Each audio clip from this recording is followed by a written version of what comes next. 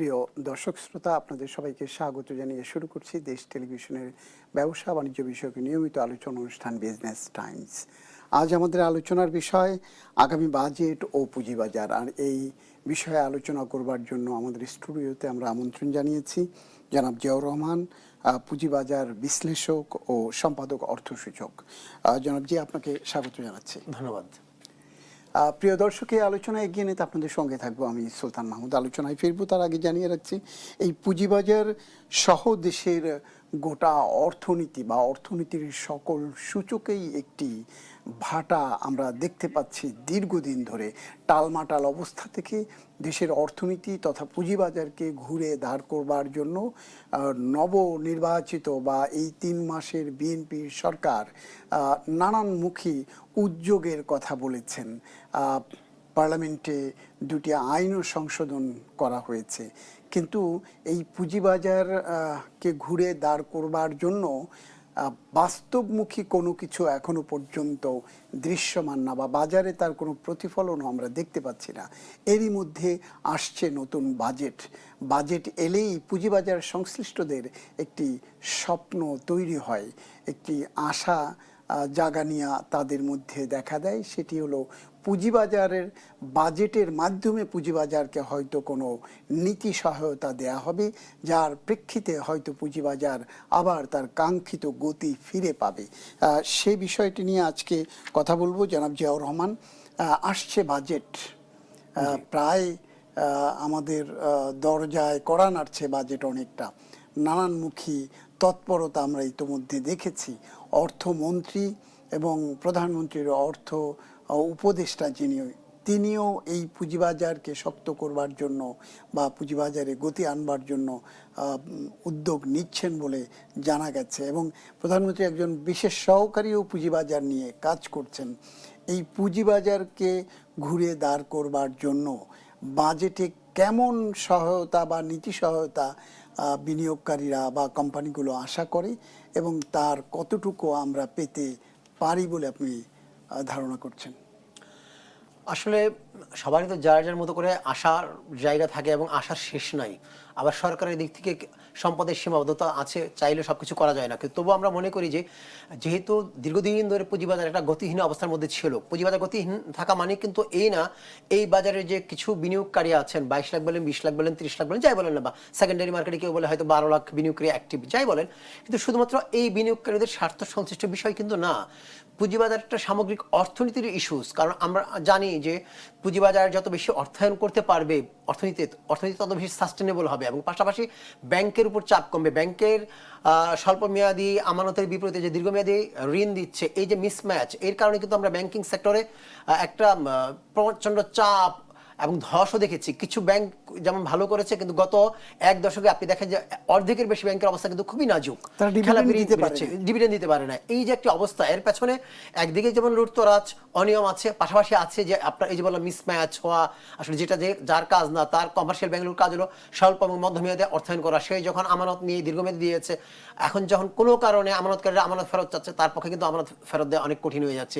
এই যে একটা আস্থাহীনতার পরিবেশ মাঝখানে তৈরি হয়েছিল, সেই আস্থাহীনতার কারণেই কিন্তু অনেকগুলো ব্যাংক বাড়তি চাপে পড়েছে, যে চাপ কাটিয়ে এখনো কিন্তু উঠতে পারেনি। সরকার, গত অন্তর্বর্তী সরকার, আপনি জানেন যে 5টি ইসলামী ব্যাংকে বাঁচানোর জন্য সম্মিলিত ইসলামী ব্যাংক নামে একটি ব্যাংক দাঁড় করিয়েছে, এবং সেখানে বিপুল পরিমাণ টাকা ছাপিয়ে কিন্তু 35,000 কোটি টাকা সাপোর্ট দেওয়ার, যেটির কারণে কিন্তু আপনার আমার ব্যক্তিগত জীবনে কিন্তু প্রভাব পড়েছে, কারণ মূল্যস্ফীতি বেড়েছে। এত কিছুর পরেও কিন্তু ব্যাংকগুলো ওভাবে ঘুরে দাঁড়াতে পারেনি, ওই ব্যাংকটিও দাঁড়াতে পারেনি। এই যে একটি বাস্তবতা, এই বাস্তবতার আলোকে আগামী দিনে যদি আমরা ব্যাংকিং সেক্টরকে কিছুটা নিরাপদ রাখতে চাই, একটু কম ঝুঁকির মধ্যে রাখতে চাই, এবং আমরা যদি অর্থনীতিকে আরো বেশি গতিশীল করতে চাই, একই দিকে আমাদেরকে অর্থায়নটাও করতে হবে, আবার অন্যদিকে আমার ব্যাংকিং সেক্টরকে নিরাপদ রাখতে হবে, তুলনামূলক যতটুকু পারা যায়, সেক্ষেত্রে আপনাকে পুঁজিবাজারকে বেছে নিতেই হবে। আপনি বলছেন শিল্পায়ন বা বিনিয়োগের জন্য পুঁজিবাজার মূল জায়গা হতে হবে। যদি একটা সরকার মনে করে দীর্ঘমেয়াদে একটা সাস্টেনেবল গ্রোথ সে এনশিওর করবে, তো সেটি করতে গেলে আমার মনে হয় যে এই বাজেট একটা গুরুত্বপূর্ণ ভূমিকা রাখতে পারে। বাজেটের মধ্য দিয়ে যে কিছু নীতি সহায়তা আসবে সেটা একটা বিষয়, পাশাপাশি এই নীতি সহায়তাগুলো আমাদের বিনিয়োগকারী, আমাদের উদ্যোক্তা সবার মধ্যে এক ধরনের কনফিডেন্সও তৈরি করবে। আপনি জানেন যে আমাদের শেয়ার বাজারে তালিকাভুক্ত কোম্পানির সংখ্যা কিন্তু খুব বেশি না, এবং যে কোম্পানিগুলো আছে তার মধ্যে একটা বড় অংশ আবার পারফরমেন্সের দিক থেকে খুব বাজে, নাজুক। এবং গত সরকারের সময়ে যে কোম্পানিগুলো এসছে তার একটি বড় অংশই হচ্ছে বন্ধ কোম্পানি কিংবা বন্ধ হতে যাওয়ার অবস্থায় ছিল এরকম একটি কোম্পানি। More than 2/3 company. জি, এই অবস্থা। তো সুতরাং আপনি যদি ভালো কোম্পানিগুলোকে অ্যাট্রাক্ট করতে চান তাহলে কিন্তু আপনাকে একটা পরিবেশ তৈরি করতে হবে। পরিবেশ তৈরি করলে কোম্পানিগুলো আসবে। এখন আপনি যেটি আছে তালিকাভুক্ত কোম্পানি এবং তালিকা বহির্ভূত কোম্পানির মধ্যে করের ব্যবধান হচ্ছে 10%। আগে মাঝখানে এটি 10 ছিল, তারপরে 5 করা হয়েছিল, আবার আমরা 10 দেখেছি। কিন্তু আমার মনে হয় যে এটা একটু বাড়ানো দরকার। আপনি জানেন সবগুলো স্টেক হোল্ডার 27.50 সম্ভবত এখন না, করের হার কিন্তু ব্যবধানটা আর কি, জি, ইয়েটা তালিকাভুক্ত কোম্পানিটা কম, জি। 17 কাছাকাছি, তাহলে 10% হচ্ছে। কিন্তু আমরা মনে করি যে এটা আরেকটু কমানো উচিত। অ্যাটলিস্ট যদি সামগ্রিকভাবে কমানো নাও যায় তাহলে এই কাজটা করা যায় যে আগামী তালিকাভুক্ত হওয়ার পর প্রথম 5 বছর পর্যন্ত 15% গ্যাপ থাকবে, কর কম দিলেও চলবে কোম্পানিগুলোকে। তার ষষ্ঠ বছর থেকে আবার 10% পর্যন্ত কম কর দিবে। তার মানে এই যে বাড়তি যদি 5% আপনি দেন 5 বছরের জন্য এক সুযোগ দেন, তাহলে অনেক কোম্পানি কিন্তু আসবে। কারণ কি, একটি কোম্পানি জি, আপনার কথায় মনে হচ্ছে যে শুধুমাত্র এই লিস্টেড এবং নন লিস্টেড কোম্পানির মধ্যে কর বাড়ানোই কি একমাত্র তাদেরকে সুবিধা দেয়? না না না, সেটা না। আপনাকে একদিকে পুল পুশ দুটোই করতে হবে। এটা হচ্ছে আপনার পুল কি হবে, আপনি আকৃষ্ট করছেন, আপনি একটু সুযোগ সুবিধা দিচ্ছেন। কারণ একটা কোম্পানি তালিকাভুক্ত হয় তার কিছু সুবিধা যেমন আছে, আমাদের কিছু অসুবিধা আছে। অসুবিধা মানে কি, অসুবিধার উদ্যোক্তারা মনে করছে, আমরা মনে করি তাদের দীর্ঘমেয়াদে তাদেরও সুবিধা। সেটি হচ্ছে যে তাদেরকে অনেক বেশি কমপ্লায়েন্ট হতে হয়, অনেক বেশি কমপ্লায়েন্স পরিপালন করতে হয়, এবং সেগুলো করতে গেলে একটি কোম্পানিতে একই লোক একাধিক কোম্পানিতে এমডি দায়িত্ব পালন করতে পারে না। কমপ্লায়েন্স অফিসার লাগে, কোম্পানির সেক্রেটারি লাগে, সিএফও লাগে আলাদা। এই যে এত কিছু করতে হয়, এবং এজিএম করা, ত্রৈমাসিক মিটিংগুলো করা, এবং সেখানে সেই রেজাল্টগুলো আপনার বিএসসিসিতে পৌঁছানো, নানা ধরনের অনেক খরচ বেড়ে যায়, কাঠামোর মধ্যে ঢুকতে হয়। তাতে করে হয় কি, কোম্পানিগুলো মনে করে যে আমি 10% ছাড় পাচ্ছি, তার চেয়ে বেশি খরচ আসলে আমার হয়ে যাচ্ছে এসব কমপ্লায়েন্সের কারণে। সুতরাং এটি যেন তাদের কাছে বার্ডেন মনে না হয় যে পুঁজিবাজারে আসলে বার্ডেন হয়ে যাবে, সে কারণে বলছি যে একটুখানি ট্যাক্স আরো ছাড় দেওয়া, এটি হচ্ছে একটা বিষয়। কোম্পানিগুলো পুঁজিবাজারে আসবে, এই বাজার থেকে পুঁজি নিয়ে তারা আরো বিকশিত হবে, সেই জন্য। জি, এমনিতে যদি আপনি শুধু সেকেন্ডারি মার্কেট যদি বড় মানে লেনদেন বাড়লো, শেয়ারের দাম বাড়লো, তাতে করে কিন্তু কিছু ইনভেস্টরের লাভ হলো, সামগ্রিকভাবে কিন্তু অর্থনীতির লাভ হলো না।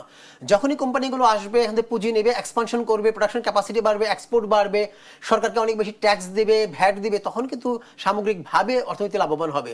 সুতরাং সেই কারণে কোম্পানিগুলোকে নিয়ে আসতে হবে। আর আরেকটা কারণ আনতে হবে, সেটি হচ্ছে যে আপনার স্বচ্ছতার জায়গা। যখন একটি কোম্পানি তালিকাভুক্ত থাকে না, তখন হয় কি, সে কত টাকা সেল করলো, কত টাকা ট্যাক্স দিল, ভ্যাট দিল, এটা কিন্তু জনগণও জানে না, সরকারও কিন্তু ওইভাবে জানে না। যার ফলে হয় কি, অসাধু কোম্পানির উদ্যোক্তারা কিছু অসাধু রাজস্ব কর্মকর্তাকে সহজে ম্যানেজ করে তার মতো করে পার পেয়ে যায়, ট্যাক্স ফাঁদে লাভজনক কোম্পানিকে লোকসান দেখাচ্ছে। যখন একটি কোম্পানি শেয়ার বাজারে আসে, তার উপর ফেব্রিকেটেড ইনফরমেশন দিয়ে, জি, যখনই শেয়ার বাজারে আসে তাকে কিন্তু প্রতি বছর অ্যানুয়াল রিপোর্ট, ত্রৈমাসিক রিপোর্ট প্রকাশ করতে হয়। তা বিনিয়োগকারীর নজর যেমন থাকে, বাংলাদেশ স্বচ্ছতার জায়গাটা অনেক বেড়ে যায়। তার ফলে তার পক্ষে কিন্তু নন লিস্টেডের মতো করে এত ফাঁকি দেওয়া সম্ভব না। সুতরাং এই কারণে হলেও সরকার রেভিনিউ বাড়ানোর তাগিদে হলেও কোম্পানি যত বেশি বাজারে আসবে তত লাভ। আর আমি যেটা বলছি, আমি আরো শুনবো আপনার কাছে, নিব একটি বিজ্ঞাপন বিরতি। প্রিয় দর্শক, নিচ্ছি একটি বিজ্ঞাপন বিরতি, ফিরবো কিছুক্ষণের মধ্যেই। প্রিয় দর্শক শ্রোতা, বিজ্ঞাপন বিরতির পর ফিরছি আবার আমাদের নির্ধারিত আলোচনায়। আজকে আমাদের আলোচনার বিষয় আগামী বাজেট ও পুঁজিবাজার। আর এই বিষয়ে কথা বলবার জন্য আমাদের স্টুডিওতে রয়েছেন জিয়াউর রহমান জিয়া, পুঁজিবাজার বিশ্লেষক ও সম্পাদক অর্থ সূচক। যে আপনি যে কথাগুলো বলছিলেন, তো তাহলে আমাদের এই যে বাজেট, এখন নতুন বাজেট 2026-27 অর্থ বছরের বাজেট আসছে, সেই বাজেটের মাধ্যমে এমন কি সুযোগ সুবিধা বা নীতি সহায়তা দেয়া যেতে পারে, বা যেটাই আপনি নিশ্চয়ই জেনেছেন যে বিনিয়োগকারীদের পক্ষ থেকে নানান দাবি তোলা হয়েছে, কোম্পানিগুলো, লিস্টেড কোম্পানিগুলো সরকারের কাছে নানান দেন দরবার করছে, বৈঠক করছে। আবার সরকারের পক্ষ থেকেও এখন পর্যন্ত যে কোম্পানিগুলো আসে নাই ভালো, সেই বা ফান্ডামেন্টাল আমরা যেটাকে বলি, সেগুলো আসছে না, তাদেরকে আনার চেষ্টা আছে। তাহলে এই যারা আসছে না তাদেরকে আনার চেষ্টা, এবং যারা আছে তাদেরকে কোন ধরনের নীতি সহায়তা দিয়ে বাজারকে শক্তিশালী করা বা বাজারে গতি ফিরিয়ে আনা সম্ভব? আমাদেরকে বাজারকে সামগ্রিকভাবে যদি আমরা গতিশীল করতে চাই এবং এর গভীরতা বাড়াতে চাই, ব্যক্তি বাড়াতে চাই, তাহলে একদিকে যেমন করতে হবে, কোম্পানির সংখ্যা বাড়াতে হবে, সুশাসন আনতে হবে, পাশাপাশি বিনিয়োগকারীর জন্য লাভবান সবগুলো দেখতে হবে। আমরা একটু আগে বলছিলাম যে কোম্পানিগুলোকে আকৃষ্ট করার জন্য যেন কর্পোরেট যে ট্যাক্সের যে ডিফারেন্সটা আছে সেটা একটু বাড়ানোর কথা বলছিলাম শুরুর দিকে। তো একদিকে আপনি একটু গ্যাপটা বাড়ান, লিস্টেড বা নন লিস্টেড, অন্যদিকে যারা নন লিস্টেড তারা যেন সঠিক অ্যাকাউন্টসটা করে, তারা যেন কর ফাঁকি না দিতে পারে, জাগলারি না করে, ট্যাম্পারিং না করতে পারে, সেই জায়গাটাও বন্ধ করতে হবে। সেই ক্ষেত্রে আপনার যে ফিনান্সিয়াল রিপোর্টিং কাউন্সিল, সেই ফিনান্সিয়াল রিপোর্টিং কাউন্সিলকে আরও শক্তিশালী করতে হবে। আপনি ধরেন আপনি 15% দিলেন, আমাকে সুযোগ যে তালিকাভুক্ত হলে 15% আমার কম কর দিলেও চলবে, কিন্তু আমি তালিকাভুক্ত না হলে যে আমি 30% ফাঁকি দিতে পারি, তাহলে তো আমি 15% সুযোগ কাজে লাগাতে আসবো না, কারণ ওখানে আমার লাভ বেশি। সেই জন্যই তো এফআরসি গঠন জি, করা হলো। কিন্তু এফআরসিকে আমরা কিন্তু এখন পর্যন্ত কার্যকর কোনো ভূমিকায় দেখতে পাইনি। এখনো পর্যন্ত এক দুইটা বিচ্ছিন্ন ঘটনা ছাড়া সামগ্রিকভাবে অডিটিং এর মান ভালো হয়েছে, অডিটিং এর জন্য অনেক বেশি জবাবদিহি করতে হচ্ছে। আপনি বলেন তার চেয়ে বেশি দেখবেন যে বিএসসিসি অনেক অডিটরের বিরুদ্ধে ব্যবস্থা নিয়েছে, কিন্তু আমরা এরকম ব্যবস্থা কিন্তু এফআরসিকে নিতে দেখিনি। সুতরাং আমার মনে হয় যে এফআরসিকেও শক্তিশালী করতে হবে, প্রয়োজন বোধে জনবল দিতে হবে, প্রয়োজন বোধে চেয়ারম্যান বা অন্য যারা আছেন তাদের ওই রকম ক্যাপাবল লোকজন দিতে হবে যাদের ইন্টিগ্রিটি আছে। এবং সেই জায়গা থেকে আপনি যদি দেখেন যে সকল কোম্পানিকে, পাবলিক এন্টিটি যেগুলো যাদের টার্নওভার একটা লেভেল বেশি, তাদের সবাইকে স্বচ্ছতার সাথে অ্যাকাউন্টসটা তৈরি করতে হবে, বার্ষিক প্রতিবেদন তৈরি করতে হবে। তাহলে আপনি দেখবেন যে বাধ্য হয়ে যখনই ফাঁকির সুযোগ বন্ধ হয়ে যাবে, তখন কিন্তু এখানে বরং যে সুবিধাটুকু পাওয়া যাচ্ছে সেই সুবিধা নিতে আসবে। তাহলে এটা একটা করতে হবে। একদিকে ফাঁকির দরজা বন্ধ করতে লাগবে, আর এদিকে আপনি বলছেন যে কর সহায়তা দিতে হবে, পরিবেশ তৈরি করতে হবে। পাশাপাশি আপনি যদি বিনিয়োগকারী যদি আবার বাজারে না থাকে, খুব বেশি আকৃষ্ট না হয়, তাহলে অসংখ্য কোম্পানি যে আপনি নিয়ে আসবেন সে সেটা কিনবে কে? বাজার তো ভাইব্রেন্ট হবে না। সুতরাং বিনিয়োগকারীরা যেন বাজারের প্রতি আগ্রহী হয় তার একটা পরিবেশ তৈরি করতে হবে। আপনার বর্তমানে যে করমুক্ত আয় সীমা আছে, লভ্যাংশ সীমা আছে, সেটি অ্যাটলিস্ট দ্বিগুণ করা উচিত। আপনি জানেন যে দীর্ঘদিন পর্যন্ত ব্যক্তিগতভাবে যে বিনিয়োগকারী, ইন্ডিভিজুয়াল ইনভেস্টর্স, তাদের যে ক্যাপিটাল গেইন, মানে আপনি একটা শেয়ার কেনার পর বিক্রি করলে যে গেইনটা হয়, সেটা তো আমরা ক্যাপিটাল গেইন বলি। ক্যাপিটাল গেইনের উপরে কিন্তু ট্যাক্স ছিল না, কিন্তু গত সরকারের সময় আমরা দেখেছি যে 5 লাখ টাকার বেশি যারা গেইন করবে তাদেরকে কর দিতে হবে। এই পুঁজিবাজারে যে মন্দা দশা চলছে, 5 লাখ টাকা কিন্তু খুব কম মানুষই প্রফিট করতে সরকার পারছে। বলতে কি আপনি অন্তর্বর্তী সরকার? জি, সেই ক্ষেত্রে এইটা এজ এ হোল সকল বিনিয়োগকারীর জন্য ক্ষতিকর তেমন কিছু না প্রভাব পড়ার কথা, কিন্তু এটা একটা সাইকোলজিক্যাল বিষয় আছে।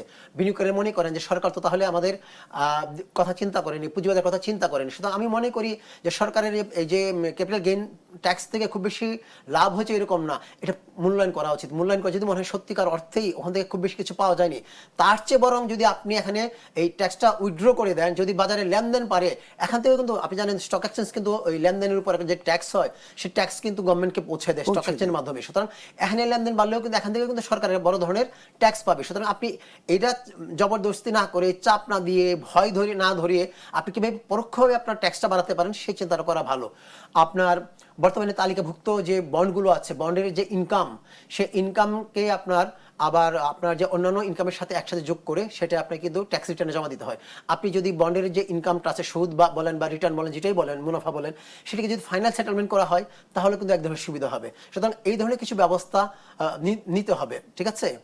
আমরা মনে করি যে এই ধরনের কিছু ব্যবস্থা যদি নেওয়া হয় তাহলে এই বাজারে বিনিয়োগকারীর অংশগ্রহণ বাড়বে, চাহিদা তৈরি হবে, নতুন ফান্ড আসবে। সেই ক্ষেত্রে এই সুযোগটাকে কাজে লাগে ভালো কোম্পানিগুলো। অনেক কোম্পানি আবার একটু আগে বলছিলাম যে আপনার যে ট্যাক্স গ্যাপটা বড় না, এটা একটা আকর্ষণীয় না হয়তো অনেকের কাছে। আবার অনেকে আসে না যে ঠিক আছে এতটুকু হলো আমি যেতাম, কিন্তু আমি তো আমার সেটা বিক্রি করে প্রপার ভ্যালুয়েশনটা হচ্ছে না, আমি ভালো প্রাইস পাচ্ছি না।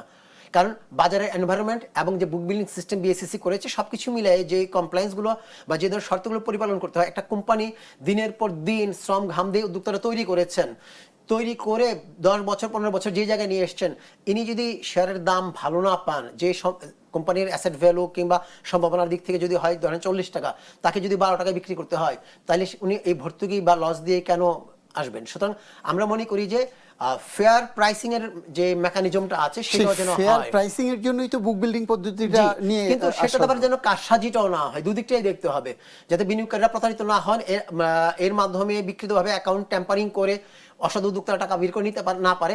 আবার ভালো উদ্যোক্তারা যেন এই সুযোগকে কাজে লেগে প্রপার ভ্যালুয়েশনের মাধ্যমে প্রপার প্রাইসটা পায় শেয়ারের, এটা একটা করতে হবে। তো আমরা মনে করি যে এই ধরনের একগুচ্ছ প্রস্তাব যদি বিবেচনায় নিয়ে সরকার কাজ করেন, আপাতত যদি সরকারের কোনো কোনো ক্ষেত্রে মনে হয় যে আমার একটু রেভিনিউ লস হচ্ছে, যেটা আমি পেতে পারতাম কম পাচ্ছি, কিন্তু দীর্ঘমেয়াদে তার রেভিনিউ কয়েক গুণ বেড়ে যাবে। কারণ কি, আমরা মাঝখানে একটা বিআইসিএম এর সাথে, আমি তখন ক্যাপিটাল মার্কেট জার্নালিস্ট ফোরামের প্রেসিডেন্ট ছিলাম, বিআইসিএম এর সাথে মিলে আমরা একটা স্টাডি করেছিলাম। আমরা দেখেছি একটি কোম্পানি তালিকাভুক্ত হওয়ার পরে 1.5 বছর পর থেকে তার রেভিনিউ বাড়তে শুরু করে, গভর্নমেন্টকে যে ট্যাক্স দেয় ট্যাক্সও বাড়তে থাকে, এবং পরবর্তী 5 বছরের মধ্যে তালিকাভুক্ত হওয়ার আগে যে পরিমাণ ট্যাক্স গভর্নমেন্টকে দিত তার দ্বিগুণ ট্যাক্স কিন্তু সে দিতে পারছে। তার মানে কি স্বচ্ছতা, জবাবদিহিতা এবং ব্যবসা এক্সপানশনের যে সুযোগ, সেই কারণে। সুতরাং আমরা যদি মনে করি যদি কোম্পানিগুলোকে বেশি করে আনা হয় এবং এদিকে পরিবেশ তৈরি করা হয়, তাহলে আপাতত যদি ট্যাক্সে কিছু ছাড় দেওয়ার কারণে এনবিআর ক্ষতি হয় কিংবা সামগ্রিকভাবে সরকারের রাজস্ব আয়ে যদি কোনো রকম ক্ষতি হয়, দীর্ঘমেয়াদে কিন্তু তবুও এটি দীর্ঘমেয়াদের প্রভাবটা অনেক বড় হবে। কাঙ্ক্ষিত পুঁজিবাজার প্রত্যেকের যেটি, সেটি হয়তো আমরা পাবো। জনাব জিয়াউর রহমান জি, আপনাকে ধন্যবাদ আমাদেরকে সময় দেওয়ার জন্য। আপনাকে ধন্যবাদ। প্রিয় দর্শক, আলোচনা শেষ করবে এখানে। শেষ করবার আগে শুধু জানিয়ে রাখছি, দেশ টেলিভিশনে ব্যবসা বাণিজ্য বিষয়কে আলোচনা অনুষ্ঠান বিজনেস টাইমস সপ্তাহে শনি থেকে বৃহস্পতি একই সময় সরাসরি সম্প্রচার হয়ে থাকে। আমাদের সঙ্গে থাকবার জন্য আপনাদের সবাইকে অনেক অনেক ধন্যবাদ জানাচ্ছি। আমি সুলতান মাহমুদ। আল্লাহ।